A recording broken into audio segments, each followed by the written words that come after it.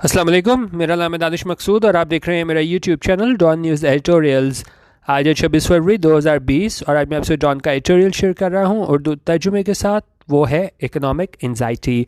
अच्छा, editorial start करने से पहले अगर आप लोगों को ये एक्सप्रेस ट्रिब्यून और डॉन के एडिटोरियल्स चाहिए हो पीडीएफ में, और आपने अगर कोई मैगजीन्स वगैरह भी पीडीएफ में पढ़ने हो जैसे इकोनॉमिस्ट और न्यूज़ वीक टाइम वगैरह, तो मैं व्हाट्सएप का लिंक दे रहा हूँ यूट्यूब की डिस्क्रिप्शन में, तो वहाँ से आप लिंक से जो है वो ग्रुप ज्वाइन कर सकते हैं। इसके अलावा जो है चलते हैं आज के एडिटोरियल की जानिब। ये है इकोनॉमिक एंजाइटी। अब एंजाइटी क्या होता है? कोई चीज़ आपको जो है वो परेशानी में मुब्तला कर दे, जिस तरह आप इसे फीलिंग ऑफ अनईजीनेस भी कह लें। और ये किस चीज़ की परेशानी है? ये कह रहे हैं इकोनॉमिक एंजाइटी। आप इस तरह कह लें कि जो माशी सूरत हाल है, ठीक है, यो उसकी वजह से जो हमें परेशानी लाहक हो रही है, ख़ासतौर पे गवर्नमेंट को भी, कि किस तरीके से इसको टैकल करना है हमने। ये बिल्कुल जो इन्फ्लेशन है वो बढ़ रही है, और जो इंडिकेटर्स हैं, इकोनॉमिक इंडिकेटर्स, वो भी जो हैं वो ज़्यादा आप कह लें कि बेहतर नहीं है। तो उस वाले से जो परेशानी हो रही है, तो उस वाले से उन्होंने बात की है। इसको स्टार्ट करते हैं।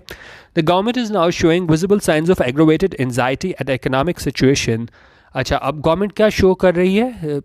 विजिबल साइंस, ऐसे निशानात जो हमें साफ नज़र आ सकते हैं ऑफ एग्रावेटेड एंजाइटी। अब जिस तरह एंजाइटी तो मैंने आपको बता दिया कि जी आप फीलिंग ऑफ अनईजीनेस कह लें, और एग्रावेटेड जो होती है उसकी जिस तरह मैं आपको दिखाऊं, एग्रावेटेड होती है टू मेक वर्स और मोर severe, intensify.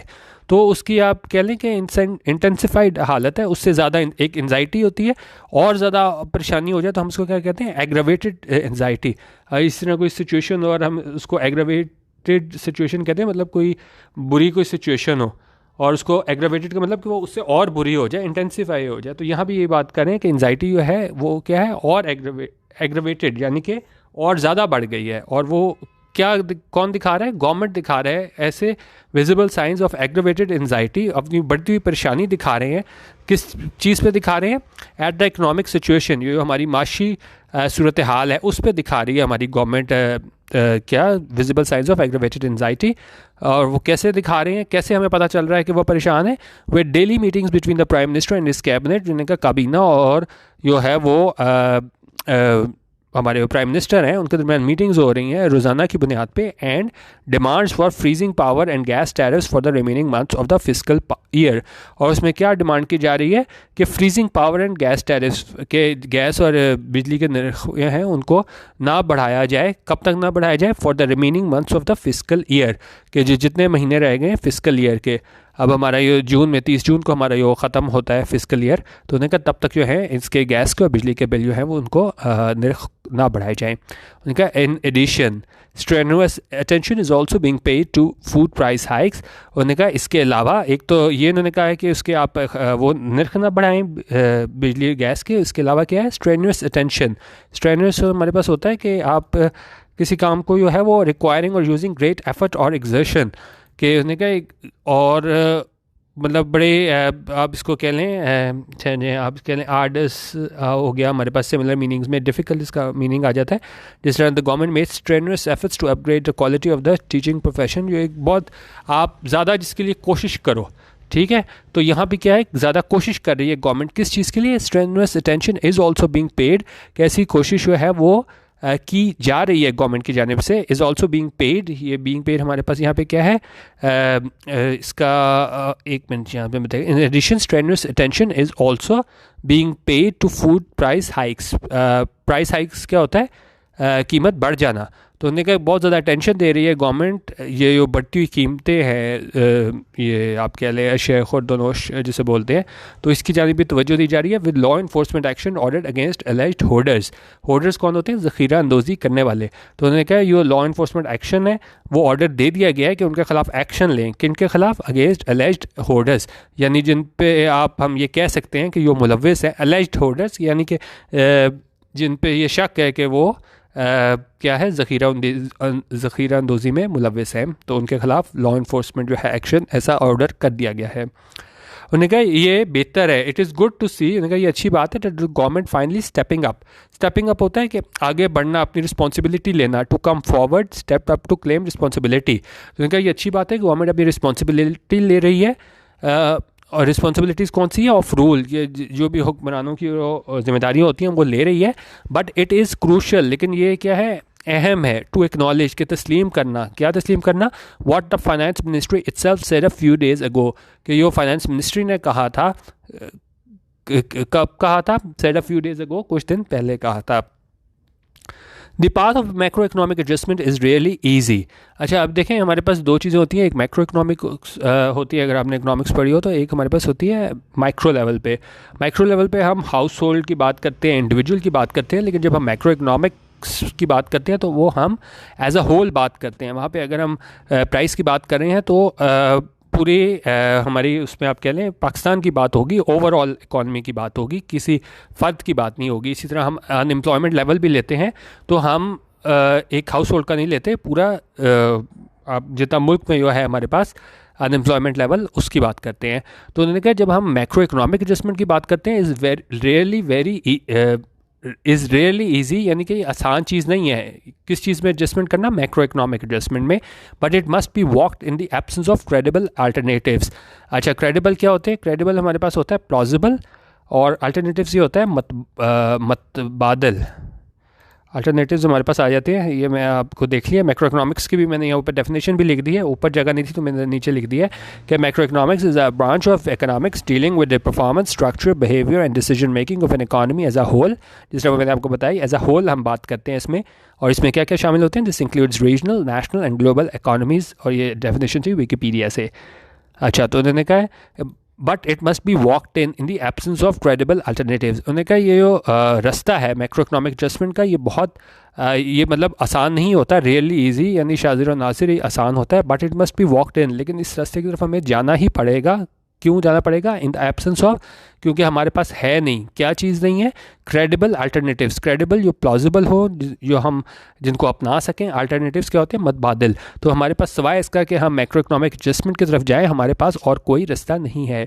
The ministry warned that, उन्होंने कहा मिनिस्ट्री ने क्या किया, वार्न मतलब खबरदार किया, क्या किया, that it is imperative to continue with adjustment, के लाजमी है कि जारी रखें क्या चीज़, एडजस्टमेंट को, in its mid year budget review, कि मिड ईयर बजट रिव्यू है, रिपोर्ट रिलीज ऑन February 20, उसमें उन्होंने कहा कि गवर्नमेंट के पास और कोई अल्टरनेटिव नहीं है और इसको जारी रखना चाहिए इस एडजस्टमेंट को, and pointed to lingering vulnerabilities.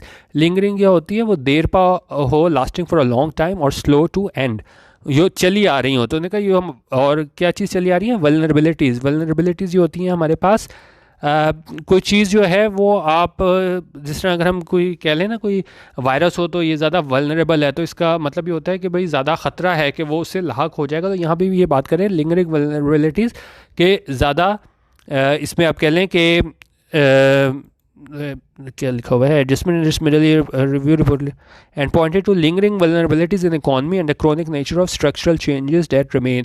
और उसमें किस चीज़ की तरफ उन्होंने इशारा किया, लिंगरिंग वल्नरेबिलिटीज़ के, इसमें जो ख़तरात हैं जो चले आ रहे हैं, जो मुश्किलात हैं, वल्नरेबिलिटीज़ हैं, कहाँ हैं, इकॉनमी में है, and chronic nature of structural changes that remain. और साथ ये भी बताया कि जो स्ट्रक्चरल चेंजेस कि जिन्हें अभी ज़रूरत है, आगे मैं आपको स्ट्रक्चरल चेंजेस भी बताऊंगा क्या होते हैं। अच्छा, भाई कह रहे हैं द वर्ड्स आर स्ट्रॉन्ग, उन्होंने कहा ये मिनिस्ट्री के वर्ड्स हैं वो स्ट्रॉन्ग हैं, and the point in the opposite direction from the one the government seems to be taking these days. उन्होंने कहा ये अल्फाज हैं ये बड़े मिनिस्ट्री की जानिब से वो सख्त हैं, और वो किस तरफ इशारा करते हैं, वो ऑपोजिट मतलब मुखालिफ सिमत की तरफ इशारा करते हैं, फ्रॉम द वन, और किन चीज़ों से मुखालिफ सिमत से इशारा करते हैं, मतलब ये गवर्नमेंट कह रही है, from the government seems to be taking these days. उन्होंने कहा जो गवर्नमेंट जो स्टांस ले रही है उससे वो बिल्कुल मुख्तलिफ है, जो हमें मिनिस्ट्री की तरफ से बताया जा रहा है। There should be no doubt that adjustment has to continue. उन्होंने कहा इस बारे में कोई शक नहीं होना चाहिए कि adjustment has to continue. Adjustment ये किसकी बात हो रही है कि जी हम जो हैं इसमें बिजली और गैस के बिल जो हैं वो ना बढ़ाएं, नर्ख ना बढ़ाएं, और एडजस्टमेंट जो है उसको जारी रहना चाहिए। The economy has shown some encouraging signs. उन्होंने कहा आप ये कह सकते हैं कि मईशत ने है वो क्या साइंस दिखाए हैं, इंकरेजिंग यानी हौसला अफजा साइन दिखाए हैं, और perhaps more specifically it should be pointed out, और बल्कि उन्होंने कहा बल्कि ये हमें कहना चाहिए कि इस तरह ये कहना चाहिए कि that government finances and foreign exchange reserve situation have shown improvement. ये कहना चाहिए कि जो गवर्नमेंट फाइनेंसेस हैं और जो फॉरेन एक्सचेंज हमारे रिजर्व्स हैं, उन सिचुएशन वो उस चीज़ की सूरत हाल है हैव शोन इम्प्रूवमेंट, उसने जो है वो बेहतरी की तरफ बेहतरी दिखाई है। आगे देखते हैं। But the wider economy continues to groan under the burden of rising inflation and high interest rates. अच्छा, अब ग्रोन क्या होता है? ग्रोन ये होता है बड़ी कोई तकलीफ में हो आवाज़ बोले ना, तो उसको हम कहते हैं ग्रोन। तकलीफ से कराने को भी हम ग्रोन कहते हैं। लेकिन यहाँ पे क्या बात हो रही है? इकॉनमी कंटिन्यूज टू ग्रोन, यानी कि इकॉनमी मीशत हमारी सफ़र कर रही है। क्यों कर रही है? Under the burden of rising inflation. किसकी वजह से सफ़र कर रही है? ये हमारे पास राइजिंग इन्फ्लेशन है, जो बढ़ती हुई कीमतें हैं हमारे पास, और उसका जो बर्डन है उसकी वजह से जो है वो इकॉनमी सफ़र कर रही है। एंड हाई इंटरेस्ट रेट्स, और किसकी वजह से? एक तो हाई राइजिंग इन्फ्लेशन की वजह से, और दूसरा किसकी वजह से? हाई इंटरेस्ट रेट्स की वजह से। विद द पॉपुलस, पॉपुलस क्या होता है? Population weighed down. Weighed down हमारे पास क्या होता है? ये ज़्यादा पैसिव में ज़्यादा स्ट्रक्चर यूज़ होता है to cause problems for someone और समथिंग, और टू मेक समवन वरिड। कोई चीज़ आपके लिए ज़्यादा मुश्किलात पैदा कर देना, तो उसको हम बोलते हैं ये वेट डाउन। जिस तरह अगर हम बात करें, Wall Street has been weighed down by the economic uncertainty.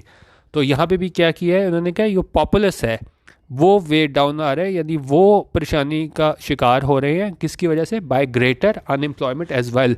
जो बढ़ती हुई बेरोज़गारी है उसकी वजह से जो जनरल पॉपुलेशन है हमारी, आम आवाम है, वो वेट डाउन हो रही है। ये आप यहाँ से पढ़ लीजिएगा, जिस तरह मैंने आपको दोबारा बताया था कि जो आपके लिए मुश्किलात खड़ी कर दे, और ये मुश्किलात जो है वो आवाम के लिए आ रही है। किस सूरत में?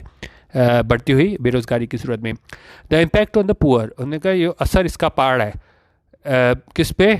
गरीब पर। As well as the lower middle classes, और जो लोअर मिडिल क्लासेस पे पड़ रहा है इज़ अनडाउटेडली स्टुपेंडस। स्टुपेंडस होता है ये बहुत ज़्यादा, ठीक है। स्टुपेंडस होता है हमारे पास ऑफ अमेजिंग साइज और greatness, and elected governments can not with stand the pressure that usually company such developments. और एंड इलेक्टेड गवर्नमेंट्स, जो इलेक्ट हुई गवर्नमेंट्स होती हैं, कैन नॉट विद स्टैंड होता है आप किसी चीज़ को बर्दाश्त कर सको, रेजिस्ट कर सको, resist, hold out against.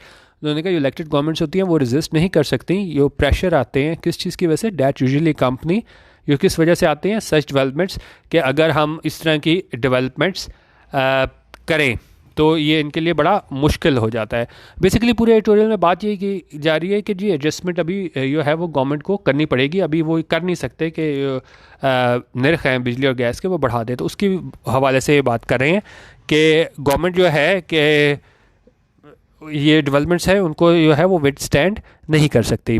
Finding ways to mitigate this impact to target the mitigation efforts where they are most needed is indeed a crucial priority. उनका तलाश करना है क्या चीज़ें? वेज, ऐसे ज़रिए टू मिटिगेट। मिटिगेट होता है कम करना। किस चीज़ को कम करना? दिस इम्पैक्ट, जो असर आएगा किस चीज़ की वजह से? To target the mitigation efforts where they are most needed is indeed a crucial priority. उन्होंने कहा ये एक क्रूशियल प्रायोरिटी है, तरजीह है कि क्या करना, कि आप टारगेट करो मिटिगेशन एफर्ट्स के असर जो है वो कम से कम हो इस तरह की एडजस्टमेंट्स का। But abandoning the adjustment at this stage when the first fruits of the sacrifices made along the way in the form of rising reserves and a meagre but undeniable surplus in the primary balance have begun to emerge would be near suicidal. अच्छा, अब काफ़ी बड़ा sentence है, इसको देखते हैं। But abandoning the adjustment, अभी तो देखें गवर्नमेंट जो है वो एडजस्टमेंट कर रही है तो प्राइस लेवल उसका बिजली और गैस के बिल नहीं बढ़ रहे। लेकिन उन्होंने कहा अगर क्या हो? अबेंडनिंग द एडजस्टमेंट, कि अगर हम ये एडजस्टमेंट ना करें और जो है वो कीमतें बढ़ जाएं, फिर क्या होगा? इस वक्त फिर क्या होगा? When the first fruits of sacrifices made along the way in the form of rising reserves and a meagre but undeniable surplus in the primary balance have begun to emerge would be near suicidal. उन्होंने कहा जब हमें पहले आप इस तरह कह लें फल मिल रहे हैं किस चीज़ की? वो हमने कुर्बानियाँ दी थी किस चीज़ की फॉर्म में, उसका किस फॉर्म में हमें जो है वो फ़ायदे मिल रहे हैं? राइजिंग रिजर्व्स और meagre but undeniable surplus in the primary balance, इस फॉर्म में हमें वो फ़ायदे मिल रहे हैं। हैव बिगन टू इमर्ज, ये सामने आना शुरू हो गए हैं। वुड बी नियर सुसाइडल, उन्होंने कहा इस टाइम पे अगर हमने इस एडजस्टमेंट को अबेंडन कर दिया, मौखर कर दिया, तर्क कर दिया, तो वो क्या होगा? ये बिल्कुल वुड बी नियर सुसाइडल, बिल्कुल ऐसा होगा जैसा आप कह लो ना वुड बी सुसाइडल, खुदकुशी करने के मुतरादिफ होगा। ठीक है। अच्छा, अब आगे हम क्या देखते हैं? आगे कह रहे हैं कि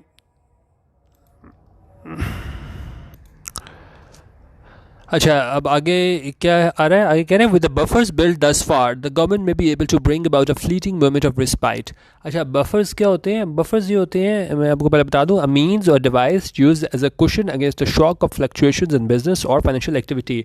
अब आप कोई ऐसे इकदाम कर लो जो क्या करें, यूज्ड एज अ कुशन, जो बचाएं किस चीज़ से, वो ये फ्लक्चुएशंस बिजनेस और फाइनेंशियल एक्टिविटी में हो। अब जिस तरह ये अगर हम बात करें इस सेंटेंस को देखें, विद द बफर्स बिल्ट दस फार, और यहाँ पे बफर्स किस चीज़ की बात बता रहे हैं, ये गवर्नमेंट जो है वो जो कीमतें हैं वो नहीं बढ़ा रही, तो क्या एक हिसार इन्होंने बांध लिया किसके गिर्द, महंगाई के गिर्द, कि इन्होंने with the buffers build thus far the government may be able to bring about a fleeting moment of respite, क्योंकि गवर्नमेंट जो है वो कीमतें नहीं बढ़ा रही, तो उससे क्या हो रहा है, the government may be able to bring about, कि वो शायद कामयाब हो जाएं क्या लाने में, ब्रिंग अबाउट ये ले आएँ क्या चीज़, फ्लीटिंग मोमेंट ऑफ रिस्पाइट। अब फ्लीटिंग मोमेंट हमारे पास क्या होती है, फ्लीटिंग होता है, fleeting is an adjective that describe something that happens really fast, कोई फ्लीटिंग ऐसी चीज़ को कहते हैं जो बहुत तेज़ी से गुजर जाए, और something that does not last as long as you would like, या इतनी देर वो ना रहे जो आप चाहते हो। जिस तरह अगर यहाँ पे कह रहे हैं कि जो गवर्नमेंट जो है इस तरह जो कीमतें नहीं बढ़ा रही, तो हो सकता है कि वो ले आए क्या, moment of respite, fleeting moment of respite, कि जो बहुत देर पा ना हो, बहुत तेज़ी से टाइम ये गुजर जाए, क्योंकि ज़ाहिर है अभी भी ये कह रहे हैं कि आप सिर्फ फाइनेंशियल ईयर के एंड तक जो है वो इसमें ना इसको रद्द बदल करें। तो यहाँ पे भी ये फ्लीटिंग मोमेंट ऑफ रिस्पाइट है, कि यानी कि हमेशा के लिए आपको रिस्पाइट होता है हमारे पास। रिस्पाइट भी देख लेते हैं, रिस्पाइट हमारे पास होता है शॉर्ट पीरियड ऑफ रेस्ट और रिलीफ फ्रॉम समथिंग डिफ़िकल्ट और अनप्लेजेंट।